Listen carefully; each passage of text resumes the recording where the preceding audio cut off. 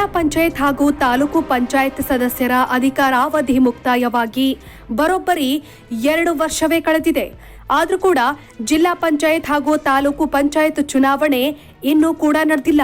ಈ ನಿಟ್ಟಿನಲ್ಲಿ ಈ ವರ್ಷ ಚುನಾವಣೆ ನಡೆಸೋದು ಬಹುತೇಕ ಖಚಿತ ಎನ್ನಲಾಗುತ್ತಿದ್ದು, ಈ ಕುರಿತು ಪ್ರತಿಕ್ರಿಯೆ ನೀಡಿದ ರಾಜ್ಯ ಚುನಾವಣಾ ಆಯುಕ್ತ ಜಿಎಸ್ ಸಂಗ್ರೇಶಿ ಪ್ರತಿಕ್ರಿಯೆ ಕೊಟ್ಟಿದ್ದಾರೆ.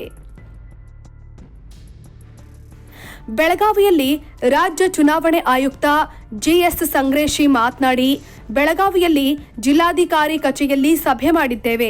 ಮುಂಬರುವ ಜಿಲ್ಲಾ ಪಂಚಾಯತ್ ತಾಲೂಕು ಪಂಚಾಯತ್ ಚುನಾವಣೆ ಸಿದ್ಧತೆ ಬಗ್ಗೆ ಸಭೆ ಮಾಡಿದ್ದೇವೆ. ಮತದಾರರ ಪಟ್ಟಿ ಸಿದ್ಧಪಡಿಸಬೇಕು. 18 ವರ್ಷ ತುಂಬಿದ ಎಲ್ಲ ಯುವಕ ಯುವತಿಯರನ್ನ ಈ ಪಟ್ಟಿಗೆ ಸೇರಿಸಬೇಕು. ಈ ನಿಟ್ಟಿನಲ್ಲಿ ಮಾರ್ಗದರ್ಶನ ನೀಡಲಾಗಿದೆ ಅಂತ ತಿಳಿಸಿದ್ರು. ಏಪ್ರಿಲ್ ಮೇನಲ್ಲಿ ಜಿಲ್ಲಾ ಪಂಚಾಯತ್ ತಾಲೂಕು ಪಂಚಾಯತ್ ಚುನಾವಣೆ ಮಾಡಬೇಕಿದೆ. ಮೀಸಲಾತಿ ಕಾರ್ಯಸೂಚಿ ಸಂಬಂಧಪಟ್ಟ ಪಂಚಾಯತ್ ಇಲಾಖೆ ಕೊಡುವುದು ಬಾಕಿ ಇದೆ. ಈ ಮಾಹಿತಿ ಬಂದ ತಕ್ಷಣವೇ ದಿನಾಂಕ ನಿಗದಿ ಮಾಡುತ್ತೇವೆ. ಏಪ್ರಿಲ್ ಮೇನಲ್ಲಿ ಚುನಾವಣೆ ಮಾಡೋದಕ್ಕೆ ಸರ್ಕಾರ ಕೂಡ ಸ್ಪಂದನೆ ನೀಡಿದೆ. ಏಪ್ರಿಲ್ ಮೇನಲ್ಲಿ ಮಾಡಲು ಸಲಹೆ ಸೂಚನೆ ನೀಡಿದೆ ಅಂತ ತಿಳಿಸಿದ್ರು. ಮೀಸಲಾತಿ ಪಟ್ಟಿ ಸರ್ಕಾರದ ಬಳಿ ಸಹ ಇದೆ. ನ್ಯಾಯಾಂಗ ನಿಂದನೆ ಕೇಸ್ ದಾಖಲಾಗಿದೆ. ಈ ತಿಂಗಳು 29ರಂದು ವಿಚಾರಣೆಗೆ ಬರುತ್ತೆ. ಮೀಸಲಾತಿ ಪಟ್ಟಿ ಪರಿಶೀಲನೆಯಲ್ಲಿದೆ ಅಂತ ತಿಳಿಸಿದ್ರು.